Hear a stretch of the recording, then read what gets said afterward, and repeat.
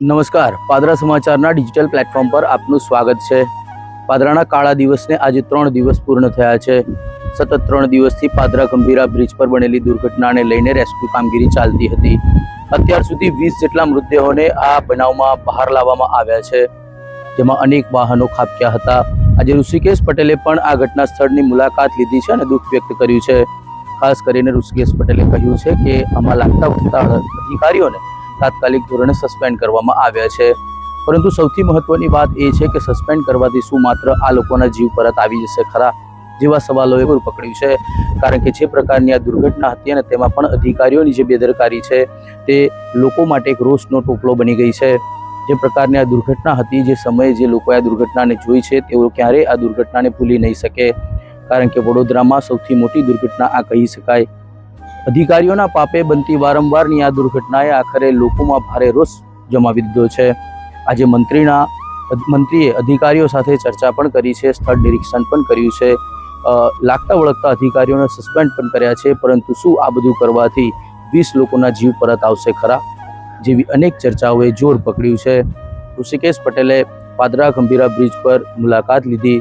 તેઓએ પોતાના પ્રતિનિધિઓને સાથે રાખી, અધિકારીઓને સાથે રાખી તમામ સ્થળનું નિરીક્ષણ કર્યું છે અને સમગ્ર બાબતે અહેવાલ પ્રાપ્ત કર્યો છે। આ સમગ્ર અહેવાલ રાજ્યના મુખ્યમંત્રી ભૂપેન્દ્ર પટેલ સુધી પહોંચાડવામાં આવશે અને ત્યારબાદ આ બાબતે તપાસનો ધમધમાટ પણ શરૂ થઈ ગયો છે। અત્યારે જે આરએમબી વિભાગ અને સ્ટ્રક્ચર વિભાગની જે વિવિધ ટીમો છે તેને પણ તપાસનો ધમધમાટ શરૂ કરી દીધો છે। પણ સૌથી મહત્વની વાત એ છે કે જ્યારે તંત્રએ કામગીરી કરવાની હતી તે સમય દરમિયાન તંત્રએ કામગીરી નહીં કરી અને આખરે જ્યારે હવે મોટી દુર્ઘટના બની ગઈ ત્યારે સરકાર પણ કામે લાગી ગઈ છે।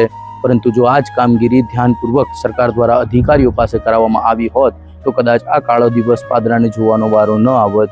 આજે આ કાળો દિવસ જોતા અનેક લોકોની આંખોમાં આંસુ છે, જે હજુ પણ રોકાઈ શકતા નથી। અનેક પરિવારોએ પોતાના કેટલાય લોકોને ગુમાવી દીધા છે। એક જ પરિવારના 3 લોકો, એક જ પરિવારના 4 લોકો પણ ગુમી ગયા છે। શું આ સમગ્ર ઘટના થોડા દિવસો પછી પતી જશે, પરંતુ શું તેઓને પોતાના સ્વજનો પરત મળશે ખરા, જેવા અનેક સવાલોએ જોર પકડ્યું છે।